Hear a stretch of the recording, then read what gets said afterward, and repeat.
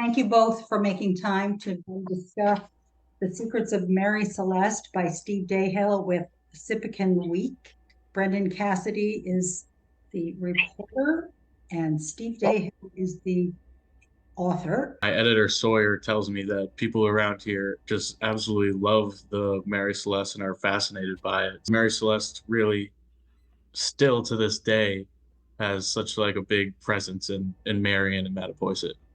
It's had a big presence in a lot of places because it's one of the world's greatest unsolved mysteries. To this day, no one knows why, in a perfectly sound ship in the middle of the ocean, 10 people left the ship and what happened to them. So it's one of the most unusual sea stories you'll ever hear. Usually, with a pirate's attack, there'd be evidence of violence. If someone got sick, there'd be evidence of sickness.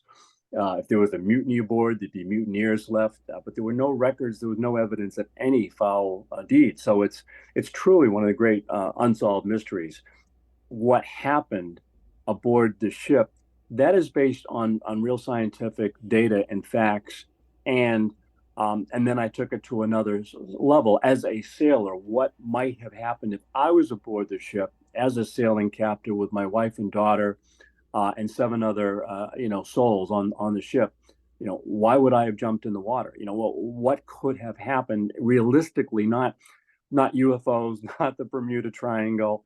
And I even eliminated things like pirates and madness and disease because there was no evidence of any of that.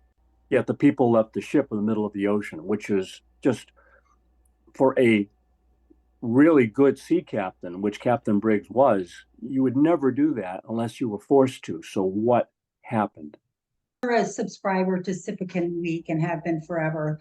Can you talk about the importance of this book for Sippican Week readers? Sippican Week, when I read it, it certainly has all the latest information, not just about Marion, where I live, but other towns in the local area. So it's really interesting to see what Rochester is doing, what Mattapoisett is doing. The harbor events that they do in the different towns, the fair. So it truly is a real community. And of course, Rochester and Marion, as you probably know, Brendan, used to be one town. So if you go back and look at maps from before, or I think it's 1850 something, it was just the town of Rochester, and it was Rochester Harbor. And then they changed the name to Marion, named after Francis Marion, a Revolutionary War hero, famous swamp fox that Mel Gibson portrayed in the movie Patriot. Oh, yeah.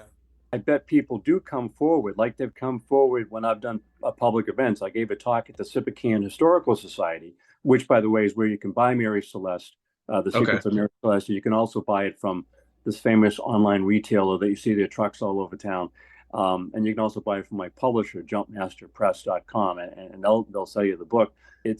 It's really interesting because when I gave a talk at the Sippican Historical Society, a woman came up to me and she said, "I'm part of the family. And what you think happened is kind of what we've always thought." That was really gratifying. And I expect to hear more as the story gets out and more people realize that there's a new book about the mystery. Brendan, real quick, I'll just give you the highlight of the event itself. To this day, it's such an incredible mystery. And then after all this, and I'll give you a quick snapshot of the book. Although I use some of the same names just so that it's kind of grounded in the history, my story is more about the rescue mission. You start with the real event of what happened. It was in 1872 that the brig, is a two-masted sailing vessel about 100 feet long. So there were 10 people on the Mary Celeste, and the Dei Gracia found it 400 miles east of the Azores.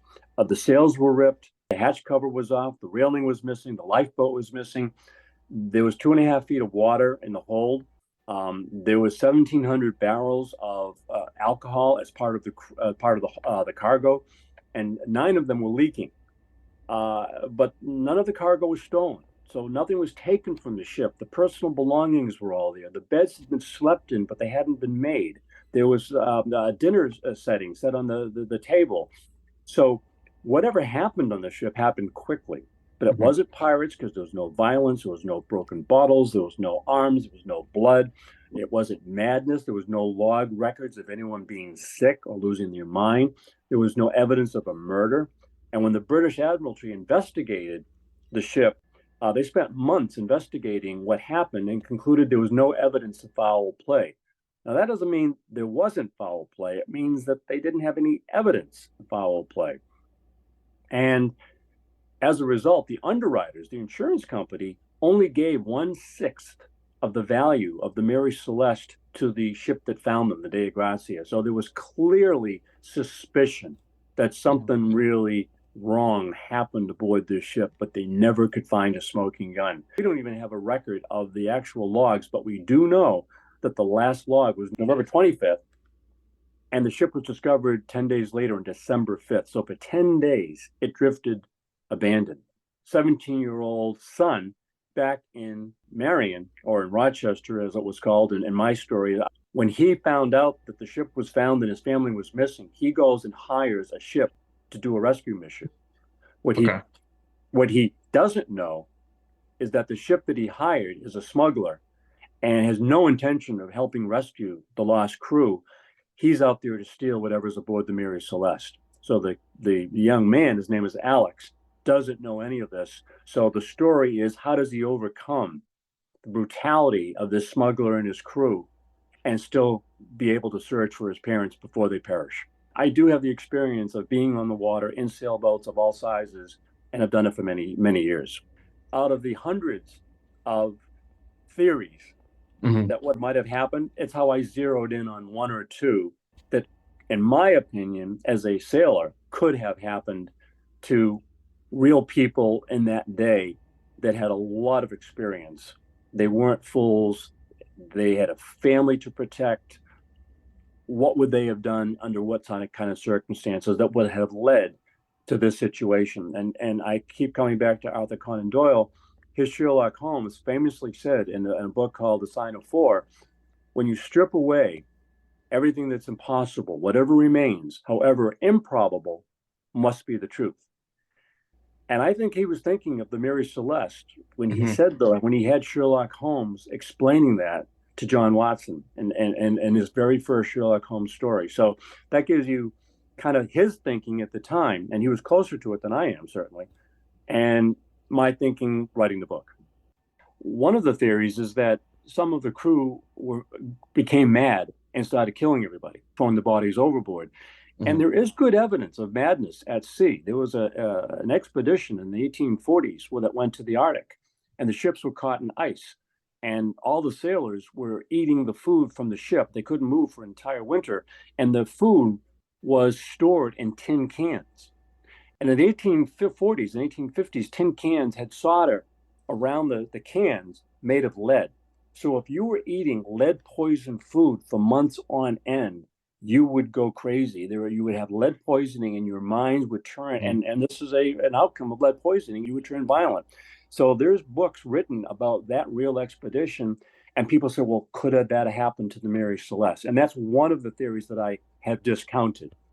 And I've also written 3 movie scripts, one of which around the Mary Celeste, which we've already sent off to some connected people. So they all have, production Netflix series or production movie capabilities. So yes, I'm continuing to write, and I have a 4th novel, a sea adventures type book that I'm trying to time up with the 250th anniversary of the American Revolution in Boston, which is coming up starting in 2025, which is going to be a major thing. You're going to be hearing a lot about that. It's the 250th anniversary of the revolution. Is going to be a big deal in Boston and in all of New England.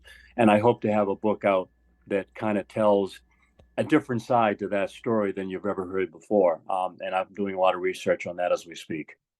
Got to give a lot of credit here to Ghia. There's certain things that I was doing as a novice writing, before I really got into the professional world of publishing and editors and agents and how you really need to do it as a professional, because I was in a different industry for a lot of my adult life. And what I realized is that I had some bad habits from writing hundreds of thousands of emails and reports and memos and business plans. And one of them was saying something 3 times when you only needed to say it once. So a clarity of diction and an economic approach to writing, as opposed to just, put it all out there and let the reader kind of pick the words that he likes and ignore the others. So Ghia was a great help with that, as any good editor would be. want to read something that's really crystal clear. You don't want to have to reread it twice just to figure out what the author was meant to say. Using words effectively, not just efficiently. A friend of mine used to say, going down a one-way street and accelerating is maybe efficient, but it's not very effective. And so I think effective writing is key to what I'm trying to do.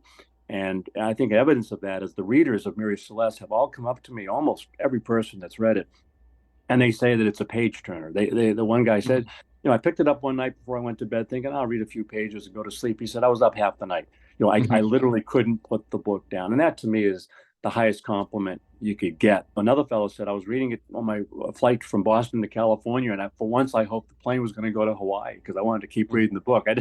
Those kind of things just make me feel good that the story just flows and the writing is worthwhile. Dan Shaughnessy read it. I thought that was pretty cool. I'm a huge baseball fan, so that was pretty cool to see. Yeah, he read it and really enjoyed it, and as have other people, both sailors and non-sailors. It's my debut novel. It came out a couple of months ago with Ghia's magnificent help, and I've written 2 other novels to go along with it, a sequel and a prequel. The first one is called Clipper Wars, which will be out in the spring, all about a fictional clipper ship race from Boston to San Francisco. What about the Mary Celeste really caught your attention? I spent most of my summers growing up in Mattapoisett on Buzzards Bay, and my grandmother, who was born in Ireland, she used to scold us running around the house and creating havoc. Me and my cousin, she said, if you don't behave, the banshee is going to come after you and you're going to disappear like the crew of the Mary Celeste. Now, in those days, I had no idea who Mary Celeste is, but I didn't want to disappear before the ice cream truck showed up. So from a young age, I've known about the mystery. And as I've lived in Marion for over 25 years, I even have neighbors that are related to the people that were from the missing ship. So it's been something I've known about for many, many years. And I thought, you know what, that's a great mystery and a great story. And I know others have jumped into it, but I'd like to give it a shot too. The Marion connection is the family were from Marion. They lived there. Their descendants still do live there. So there are people, both the Briggs and the Spooner families are ever present in Marion and Rochester and Wareham, Mattapoisett area. So it's a local story that kind of took on global ramifications because, all sorts of people have written about it, including Arthur Conan Doyle, the famous author of Sherlock Holmes. He was a surgeon on a British whaling ship, and he actually had met the captain of the Mary Celeste, Benjamin Briggs. And when he heard that the ship was found with no people on it, he gave up his career as a ship's doctor and turned to writing. And one of his first books, way before Sherlock Holmes, was all about the Mary Celeste. But he didn't solve it, So the story has gone from Marion to worldwide literature because it really influenced how he came about solving mysteries. He tried to solve the Mary Celeste mystery, and then he went on to other mysteries with Sherlock Holmes. I talked to a gentleman from Marion who is a former seaman. So he actually traveled the world's oceans on tankers. And he did research on the Mary Celeste. There's all these private sleuths out there. That came to me from somebody just said, hey, I want to tell you something. But there are people that have dedicated a good part of their free time on investigating this mystery. And he visited the British Admiralty when he was once visiting Gibraltar in Spain, off Spain. And in the Admiralty records, he discovered that the captain of the Mary Celeste had actually met Sir Arthur Conan Doyle when he was on the whale ship. And so Arthur Conan Doyle knew of the story of Mary Celeste, but he also knew the captain that had perished. And I thought that was just fascinating because it kind of tied 2 very disparate events together, why someone would leave one career and start a writing career, and then what happened to the Mary Celeste. The fact that they knew each other, to me, was just astounding. In Marion and Rochester and Mattapoisett, and the whole South Coast area to the Mary Celeste story, because it truly is a global story, and it's right from the heart of our neighborhood. So those 3 books combined are my Age of Sail trilogy. Both Mary Celeste I started first, but I did so much research over about 5 years that I thought I've got just a ton of stuff to talk about here. The writing process is fascinating because when you think you've finished a book, you're only about a third of the way through it because your editor, in my case, Ghia, and then of course the publisher's editors and proofreaders will take it to another level, a much more professional level than most writers start out with. So while you're waiting for editors to get back to you, everything from cover design to format to fonts to this, that, and the other thing, never mind the editing of the book itself, you've got some spare time. So I kept on writing. I just never stopped. I finished Mary Celeste, gave it to Ghia. She worked on it, and during the time that she's working on it, I started the next book, and then the same thing with the third book. So I've really never stopped writing, and I used a lot of the same base research that I've done over many years. The book is for anybody, not just sailors, but I found that the sailors that have read it have said, you kind of understand it pretty well. And non-sailors say, well, thank you for the glossary of terms at the back of the book, because, I didn't know what a spanker was, and now I do. It really is a good way for me, because I live part of the year up in Boston, to really, keep my feet grounded in all the local activities that happen. And there's a tremendous community down there in the South Coast that my family certainly has lived through and been part of for a long time. On my father's side of the family, we're all from New Bedford, from Ireland. And my great-grandfather was a fire captain, and his brother was the fire chief for over 40 years in New Bedford. So I've got deep roots in this part of the state, and it's just great to see newspapers and magazines that are focusing on the events and the history, like you're doing here. Let's start a dialogue. This is